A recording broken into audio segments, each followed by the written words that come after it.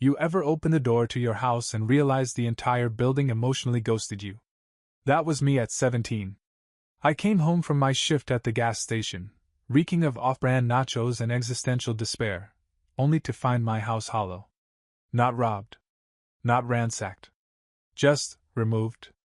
Couch? Gone. TV? Gone. Even the weird cactus my mom kept naming after failed politicians? Gone. All that remained was a note on the counter, written in the stiff handwriting of someone who still signs checks in cursive. You'll figure it out. No. Love. No explanation. No clue where they went. Just 5 words that said, "We left, and we expect you to survive it." To be fair, this wasn't totally out of character. I wasn't exactly the family MVP. My mom's favorite son was Daniel, the cello prodigy, the one with the orthodontically perfect smile and a college application that read like an Ivy League thirst trap. My dad? He knew how to fix a carburetor blindfolded but couldn't remember my birthday with a gun to his head. I was the ghost in the hallway. The kid who was fine, even when I wasn't. When Daniel got strep throat, my mom made homemade soup with imported herbs. When I had bronchitis, I got a lukewarm mug of orange juice and a suggestion to toughen up. So no, I wasn't surprised they left. But I was still crushed. The first night, I curled up in a 24-hour laundromat, hugging my backpack like it owed me rent. I watched strangers fold warm clothes while my teeth chattered from vending machine dinners and the kind of loneliness that tastes like metal. From there, it was a patchwork survival plan. I couch-surfed where I could. One night in a friend's garage. 2 nights in a car that wasn't mine.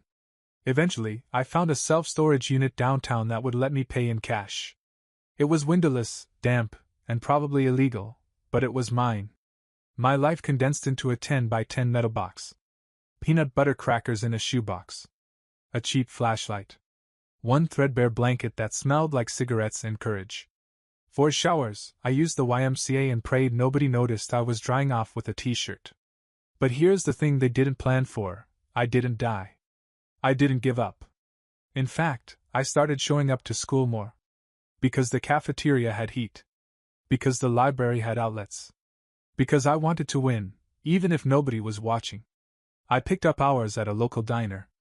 Denise, the manager, had been through 3 divorces and had no patience for whining, which weirdly made her the most nurturing adult I knew. She gave me shifts. She let me sleep in the break room after close, sometimes sliding me pancakes from the leftover stack. That job saved me. Not just financially, but mentally. It gave me a schedule. A rhythm. A reason to keep going. At night, under the hum of fluorescent lights in my storage cell, I made a vow. I don't know how yet, but one day, I'll make them wish they hadn't left that note. And with that, I began building a life from rubble. They say rock bottom builds character. But they forget to mention it also builds back problems. Mine came with a metal floor, a half-dead flashlight, and a job at a diner where the grease was more consistent than the paychecks. But hey, I was vertical. I was showing up. And most importantly, I was stubborn. I worked the graveyard shift mostly. It paid crap, but it gave me time. Between frying eggs and mopping soda spills, I started watching YouTube videos on Denise's office computer when she wasn't looking. Personal finance. Budgeting. Coding. There was one guy, Finance Greg, who wore a vest 3 sizes too small and yelled things like, "Debt is a disease," like he was auditioning for a TED Talk and an exorcism at the same time. I took notes. I signed up for a free library card, started reading about budgeting and career paths. I printed out resumes I didn't really qualify for and learned how to make them look just convincing enough. I still remember Googling how to sound professional without sounding like a robot, and thinking if I ever make it, I'm writing a book called Success for the Semi-Feral. It wasn't glamorous. I ate instant noodles seasoned with depression. Slept in jackets because I didn't have a blanket thick enough. I once used a free sample packet of hotel shampoo to wash my socks in a YMCA sink. But slowly, painfully, gloriously slowly, things shifted. I picked up a second gig doing data entry. It was through a sketchy Craigslist ad that paid via prepaid Visa cards, but I learned Excel and how to say, "Attached is the spreadsheet," in 19 different professional tones. I got good. Not great. Not impressive. But dependable.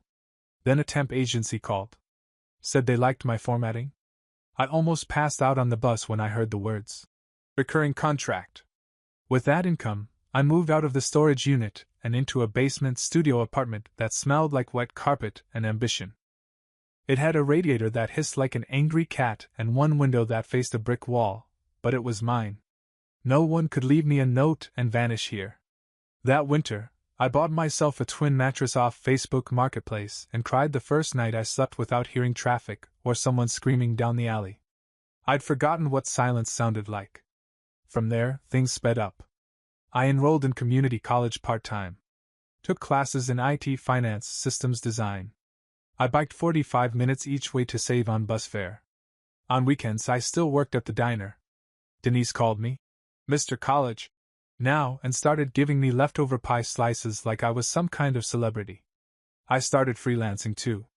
Building small websites, managing spreadsheets for stressed-out small business owners who were too tired to question my age or credentials. My first client was a dog groomer named Marlene who paid me in cash and free shampoo. Not for me. For her poodle. But still. Every dollar I earned had to stretch like it was training for a marathon. But I budgeted like a man possessed. Rent, food, books, savings. Slowly, the emergency column in my spreadsheet stopped being red. Then it turned green. I bought a cheap used laptop. Took online certifications. Started applying for entry-level jobs like I belonged there. I practiced interviews in the mirror until my reflection looked bored. At 23, I landed my first salaried role at a mid-size IT firm. The onboarding lady asked about my college GPA. I said, I graduated from the University of Getting It Done. She laughed. I got the badge. And for the first time, I didn't feel like I was surviving. I felt like I was becoming. But even then, through all the wins, the little triumphs, the steady build, I kept one eye on the past. On that note. On the people who signed it. They hadn't called. Not once. Not a text. Not a just checking in. Not a fake holiday email. It was like I'd been deleted from their contact list and memory banks in one smooth swipe. And somehow, that silence spoke louder than anything else. Still, I kept going. I started dressing like I had meetings. I learned how to stand up straight. How to speak without apologizing every 5 sentences. How to say, actually, I disagree, without flinching. I upgraded apartments. Bought a toaster that didn't spark when plugged in. One morning I realized my fridge had food in it and a light bulb, and I nearly cried again. It wasn't perfect. But it was mine. All of it. And for the first time in a long time, I stopped asking if I was worth staying for. Because I already had. Here's a weird thing nobody warns you about. When your life finally gets better, the grief gets louder. Like, yeah, I had a bed now. A coffee maker that wasn't held together by duct tape. I wore button-ups with actual collars, not the kind printed on discount hoodies. But every time I got a raise, or nailed a presentation, or made rent early, this little voice in the back of my head whispered, "You're doing this alone." Still. And that stung more than I expected. Especially because I had no idea if my family even knew I was alive. I checked once. Searched their names on Facebook. They'd moved to a new house. My brother had graduated and posted 3 whole albums about it. Caps, gowns, champagne. No sign of me. Not even a vague, "Wish you were here," to pretend they hadn't surgically removed me from their memory. It was fine. I mean, not fine, but survivable. I threw myself into work. I started as a junior systems analyst, translation, spreadsheet jockey, and made it my mission to become the guy people came to when their tech died 5 minutes before a pitch. By 25, I got promoted. Lead analyst. New badge. Better coffee in the break room. I bought myself a second-hand leather chair off Craigslist to celebrate. It squeaked like it had trauma, but it was mine. I still did freelance gigs on the side. Nights, weekends, lunch breaks and broom closet phone booths with bad Wi-Fi. I wasn't just stacking money, I was building escape velocity. And slowly, the idea of launching something of my own stopped sounding like a fantasy and started sounding like a deadline. I founded my own small consulting agency, just me at first. Then a web designer. then a part-time admin who had the emotional resilience of a Navy SEAL and the typing speed of an anime hacker. We grew fast. Word of mouth fast. Because I wasn't some LinkedIn influencer screaming about synergy. I just did the work. Quietly. Well. And one day, that quiet work got loud. It started with a podcast. One of our clients, a startup founder I'd helped untangle a year of bad infrastructure, invited me on his show. I almost said no. I hate my voice recorded. I sound like an insecure raccoon trying to sound confident. But he insisted. So I showed up. Talked about scaling systems. Gave some tips. Told a short version of my story, started with nothing, built something, still figuring it out. The episode went mildly viral. Not Taylor Swift viral. But enough that I woke up to 72 unread emails and a calendar that looked like it had caught a virus. People wanted consultations. Advice. Mentorship. A few just wanted to say they cried in the car listening to me explain what it felt like to eat dinner beside a vending machine. I was stunned. Flattered. Slightly terrified. And then came the message. One line. No punctuation. Saw your podcast. We should talk. The sender? My brother. Caleb. Golden boy. Family favorite. Recipient of homemade soup and unconditional applause. I stared at it for 5 minutes before closing my laptop like it had just sworn at me. No. How are you? No. Sorry for the whole disappearing act. Just a casual assumption that we could pick up wherever they left me. I didn't reply. Not right away. Instead, I sat with it. Let the feeling wash over me, the mix of confusion, resentment, curiosity, and a weird, aching sadness I didn't even know I'd kept in storage. The next day, a second message came through. This time, from my mom. Your voice hasn't changed at all. So proud of you. Can we reconnect? Proud? Proud of what exactly? Proud that I survived what they did. Proud that I managed not to become the cautionary tale they left behind? Again, I didn't answer. But I thought about it. Hard. And that night, for the first time in a long while, I felt 17 again, standing in an empty kitchen with a sticky note in my hand and a silence so loud it hurt my teeth. Some part of me had always hoped this moment would come. That they'd reach out. Regret it. Apologize. But now that it had, it didn't feel like justice. It felt like strategy. Like they'd only noticed I was missing once my name hit search results. Still, I typed one reply. To my brother. What changed? I didn't hit send. Not yet. But the question lingered. Because deep down, I already knew the answer. It took me a week to open the email again. The one from my mom. Your voice hasn't changed. So proud of you. Can we reconnect? It sat in my inbox like a stain I didn't have the energy to scrub. She wasn't wrong. My voice hadn't changed. But the person using it had. I used to speak like I was hoping not to be noticed. Now I used it to close contracts. To run meetings. To explain complex tech workflows in plain English to people with six-figure egos and zero patience. And here she was, typing like she hadn't left me on red for 12 years. The next day, another email came. This time from Caleb. Things have been rough. We're trying to make things right. Can we meet? Rough? Try living behind a storage unit next to a feral cat named Meatball who used to hiss every time I sneezed. Try going to school with sleep deprivation in one hand and frostbite in the other. Try being erased like an optional footnote in a family album. Still, I read it. Twice. Then a third time. Because underneath the fury, there was this tiny thread of something I couldn't shake, curiosity. What did they look like now? Did they feel guilty? Had they told anyone what they did? Did they still pretend I moved out early? Like it was some brave teenage gap year and not a strategic abandonment? My therapist, yes, I finally got one, thank you employer health plan, told me to take my time. She said grief wasn't linear, and closure isn't always something you get from people. Sometimes you make it like IKEA furniture, alone, confused, and swearing a lot. But I couldn't ignore it forever. So I replied. Just one line. Where? Caleb messaged back within 10 minutes. Almost like he was waiting for it. Suggested a neutral place, an old coffee shop downtown near the university. Said he'd be there Saturday. Said he hoped I'd come. I didn't say yes. But I didn't say no either. Saturday came faster than expected. I put on jeans that didn't scream revenge outfit, grabbed my laptop, just in case I needed an excuse to bail, and headed out. It was raining. Of course it was raining. Every dramatic movie scene from the 2000s had trained me to expect reconciliation moments to come with gray clouds and moody jazz. The coffee shop hadn't changed much. Still smelled like overpriced tea and old ambition.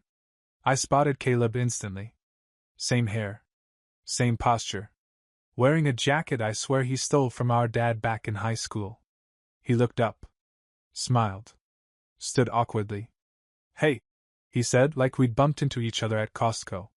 Hey, I replied, sitting down across from him. For a few seconds we just stared. I took inventory. No bruises. No tears. No visible signs of penance. You look good, he said. I wanted to say, yeah, success will do that to someone who had to crawl to earn every bite. But instead I nodded. So, he started, fidgeting with his coffee lid. Mom's been trying to reach out too. She feels terrible, you know. About everything. Does she? I asked, keeping my voice flat. Or is this just what guilt looks like when someone's LinkedIn famous? He winced. Okay. Fair. There was a beat of silence. She always said you were strong, he added, almost like an apology. Said you'd land on your feet. I blinked. That's a weird way to justify throwing someone off the roof. He chuckled. Then stopped when I didn't. Look, he said. I didn't know. I swear. I was just a kid too. They told me you left. Said you wanted to be on your own. I didn't realize what really happened until years later. I stared at him. I was 17, I said. 1 year younger than you are when you're considered an adult in court. Old enough to pay taxes. Old enough to be abandoned. He looked away. I'm sorry. It didn't fix anything. But it didn't hurt to hear. They're not doing great, he admitted. Dad lost his job. Medical bills piled up. They thought maybe, if we reached out. There it was. The ask? It wasn't about love. It was about leverage. I'm not a lottery ticket, I said. I didn't mean. But you are here to cash in, I interrupted. Let's be real. He didn't argue. And somehow, that honesty softened me. Just a little. I gathered my things. Tell Mom I got the message. Tell her I'm glad she's proud. Tell her I'm proud too, for leaving when I did. He nodded, not standing up. Maybe he knew he didn't earn that part yet. As I stepped into the rain again, I realized something. The kid they left behind wouldn't have made it to this moment. But I did. And I didn't owe them the version of me they refused to raise. 3 days after I met with Caleb, I got an email from my mother. No subject line. Just a wall of text. It started with, I've been thinking a lot about the past. Always a fun opener when it comes from the person who once left you a goodbye note like it was a gym locker memo. She said she regretted how things had unfolded. Unfolded like this was all a series of gentle misunderstandings instead of strategic abandonment. She mentioned how hard things had been for the family. How she wished we could all go back and do things differently. And then, just when I thought it might lean into sincerity, she attached 3 photos from my childhood. Me in a Batman costume. Me asleep on the couch with Caleb. Me at 7, grinning beside a birthday cake I baked for myself. I stared at that last one for a long time. I remember that cake. It came from a boxed mix I bought with change from under the couch. Nobody else had remembered the date. She wrote, You always had such a big heart. I know it's still in there. I didn't respond. Instead, I paced my apartment like the walls owed me answers. My brain kept bouncing between anger and pity, like a tennis match where both players were somehow losing. That night, I told my therapist everything. She nodded through most of it, then asked, If they didn't want something, would you still want to talk to them? The answer surprised me. No. I wouldn't. I wasn't 12 anymore. I wasn't waiting for someone to pick me up after soccer practice. I had my own car now. My own keys. My own damn steering wheel. Still, curiosity's a hell of a drug. So when my mom texted and asked to meet, just once, I agreed. We chose a diner. Not my diner. A random one halfway between our neighborhoods, with vinyl seats that stuck to your legs and a jukebox that hadn't worked since the Obama administration. She arrived 10 minutes early. Still punctual. Still polished. Same stiff smile, like she was hosting a dinner party and not begging for a footnote in my life. She didn't hug me. Just sat down and said, "You look good." I nodded. "So do you." It was a lie. She looked tired. Like the kind of tired sleep doesn't fix. We ordered. Small talk. Weather. Local construction. I let her speak first, because I wanted to hear what kind of revisionist history she'd bring to the table. "I know what we did was hard to understand," she started. "But you were always so independent. You never asked for help." I blinked. "I was 17. You were resourceful." "I was 17. She flinched at that. Like she'd hoped I'd moved on enough to forget the math. "I thought you'd land on your feet," she said. I leaned forward. "No. You hoped I'd disappear. You hoped the problem would solve itself." Her eyes glossed, but I didn't stop. "You left a child.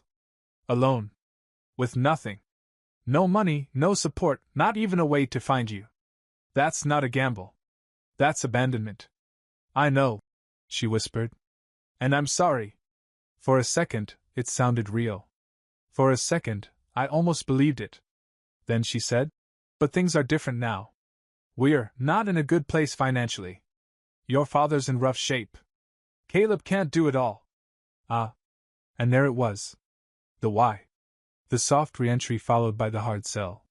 "I'm not an ATM with childhood trauma," I said flatly. "I'm not asking for handouts," she said quickly. "Just maybe some help. A short-term thing. Until we stabilize." My laugh wasn't kind. "You didn't call me when I was in a storage unit eating crackers for dinner. But now that I'm successful, you suddenly found my number?" She reached across the table. "You were always the strong one. We thought you'd be okay. Being strong doesn't mean being disposable." She didn't have a comeback for that. I finished my coffee, stood up, and dropped a 20 on the table. She looked up at me, eyes wet. "You really won't help?" "I did," I said. "I helped myself. When no one else did." I walked out. And this time, there was no note left behind. Just the silence she taught me how to survive. The next week was quiet. Too quiet. The kind of quiet that makes your gut itch. No calls. No texts. No surprise visits. I let myself believe it was over, that they got the message, packed up their guilt, and moved on like they always do. But people like my parents don't move on. They circle back. The first sign was the email from my dad. His first message to me in years. No greeting. Just 2 sentences. "Your mother said you were cold. We didn't raise you to be selfish." And just like that, I was 17 again, eating peanut butter off a spoon in a metal box while wondering if anyone would notice if I vanished. I closed the email without responding. 3 days later, they tried a new tactic. A text from Caleb. "Can we try family therapy? Just 1 session. You can pick the place." I stared at it for a full minute before muttering, "You need a therapist. I need an exorcist." I didn't reply. That weekend, someone buzzed my apartment from the front door. I answered out of habit. It was my dad. I didn't say anything. Just stared at the camera. He stood there, older than I remembered, looking like a man who wore disappointment like cologne. He didn't speak either. Just waited.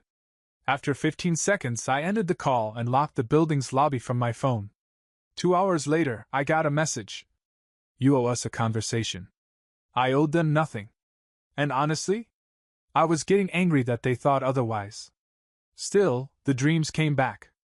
Those old, twitchy, late-night flashes. Me locked outside. Me yelling for help. Me reading that stupid sticky note again and again, like it might one day say something else. I brought it up to my therapist. She said, "You didn't break the cycle by confronting them. You broke it by not becoming them." Then she asked if I had any safe people to lean on. That question sat with me longer than I wanted. Because while I had clients, contacts, the occasional, we should grab coffee, acquaintance, I didn't have people. Not real ones. Until the knock on my door came 2 weeks later. I opened it to see a woman I barely recognized, maybe early 30s, in a raincoat and messy bun, holding a gift bag that clearly hadn't been wrapped with much confidence. "Hi," she said. "I'm Jenny. I'm married to Caleb." "Oh." She gave a nervous laugh. "I didn't come to argue. I just thought, maybe you deserve this." She handed me the bag and took a step back, like I might bite. Inside? A photo. Me. Age 6. Holding a snow cone. Smiling like I didn't know what disappointment was yet. "I found that in one of the old boxes in Caleb's parents' attic," she said. "It didn't feel right staying there." I stared at it. Then at her. She looked embarrassed. But also determined. "They're not good people," she said quietly. "I mean, you know that. But I didn't, fully, until recently. They've told Caleb 100 versions of your story. None of them made sense. He believed what was easiest." I nodded once. "That tracks."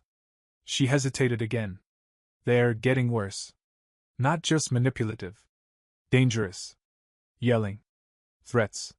They're pressuring Caleb to get money from you. Telling him he owes it. That you owe it." I leaned on the doorframe. "Why are you telling me this?" "Because he's starting to believe them less. And I think he needs someone who doesn't lie to him." That landed like a dull thud in my chest. "He talks about you now," she added. "Says he wishes he'd said something sooner. Done something. But guilt doesn't come with a map." We stood in silence. Then she said, "I'll go. Just don't block his number yet." She turned to leave. "Jenny," I said. "Why help me? You're not family." She smiled, sad but steady. "Maybe not by blood. But you still deserve truth." And just like that, the door that had been slammed on me for years didn't swing open, but it cracked. Just enough to let light through. 3 days after Jenny's visit, Caleb texted again. This time it said, "I'm sorry. For everything. I didn't know how much they lied. I just didn't want to believe it." And for once, I believed him. We met in a park. Neutral ground. No parents. No ghost stories. Just 2 men on a bench that smelled like sun-warmed wood and late summer. He looked rough. Tired in the way people get when the lives they've held on to start falling apart. "I kept thinking I'd just fix it," he said. "Like if I got you and them in the same room, everything would just click." I shook my head. "Some rooms are fire hazards. They're not meant for rebuilding." He nodded. "They told me you left because you didn't want to be part of the family. That you were rebellious. Ungrateful. Cold. I was 17, I said again, almost tired of explaining it. But he didn't argue. "I know. Now I know." He pulled out a folded sheet of paper. I braced for some weird legal ask, but it was just a list, names, dates, moments. Jenny and I started writing it all down. All the inconsistencies. The times they lied. The things that didn't add up. We went through emails. Photos. Even found a few receipts that proved you were telling the truth about the timeline. I raised an eyebrow. "You cross-referenced family trauma with receipts?" He cracked a smile. "It was either that or drink whiskey in the garage and cry." Jenny picked spreadsheets. That made me laugh. First real laugh I'd had around him in years. Then his face went serious. "They've gotten worse," he said. "Angrier. Paranoid. They think we're conspiring against them. Last night, my dad came to our house. Didn't knock. Just stood in the driveway for an hour." My stomach twisted. "That's not just guilt. That's intimidation." "We're getting a lawyer," Caleb said. "Restraining orders, legal separation, whatever it takes." "You serious?" I asked. He nodded. "Jenny's done. I'm close. And I think we'd both feel safer with a paper trail." I paused. "Do you want to stay with me? Just until it's handled?" He looked stunned. "You'd let us?" "You're not them," I said.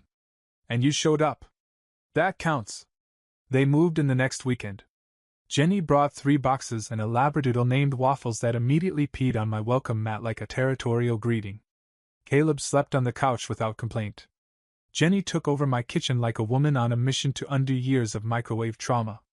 And suddenly, my apartment felt like, not just space, but home. We cooked together. Watched movies. Talked like humans instead of survivors. They started calling it the recovery wing.